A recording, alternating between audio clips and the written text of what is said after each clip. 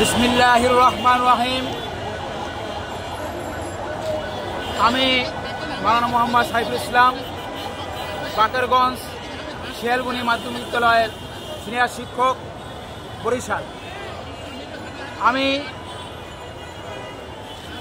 আমাদের বর্তমান শিক্ষক সমাজ সর্বদিকেই অবহেলিত।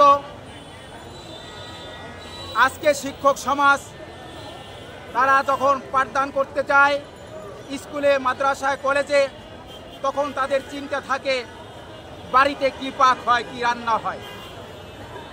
সেই চিন্তায় আজ শিক্ষকরা পাঠদান থেকে ব্যাহত হয়।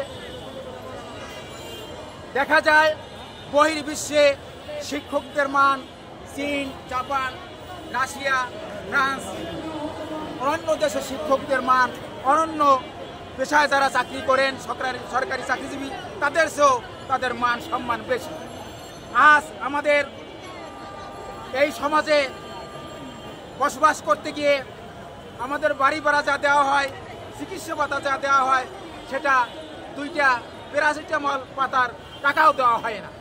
যার জন্য আজ আমরা আমাদের শিক্ষক সমাজ যদি আপনার সেই রোগে শোকে বিমারে জর্জরিত হয়ে যায়, তারা টাকার অভাবে তারা সুচিকিৎসা থেকে বঞ্চিত হয়ে তারা ধুকু থেকে মারা যায়। যার কারণে আজকে আমরা শিক্ষক সমাজ দেশের কর্ণধার হয়েও আজকে আমরা সঠিক মর্যাদা পাচ্ছি না। একজন সামান্য চাকরিজীবী যারা পিয়ন, তারাও বর্তমানে 30-40 হাজার টাকা বেতন পায়।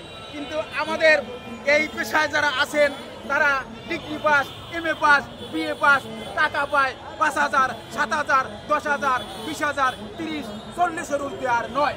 সুতরাং এই টাকা দিয়ে আমাদের ছেলে মেয়েদের ভরণ পোষণ করা খুবই কঠিন হয়ে যাচ্ছে। তাই আমরা দেশের জাতি গড়ার কারিগর, মানুষ গড়ার কারিগর, আমাদের মাধ্যমে এই দেশের যত পেশা যারা চাকরি করে সেটা শিক্ষকদের অবদানে হচ্ছে। সুতরাং আমাদের এই অন্তর্বর্তীকালীন সরকারের কাছে আমাদের পরিপূর্ণ দাবি, যাতে এক দাবি সেটা হচ্ছে সরকারিকরণ, জাতীয়করণ, উৎসব ভাতা, বোনাস ইত্যাদি পরিপূর্ণভাবে যেন দেওয়া হয়, এই আশাবাদ ব্যক্ত করে আমি আমার বক্তব্য শেষ করছি। আল্লাহ।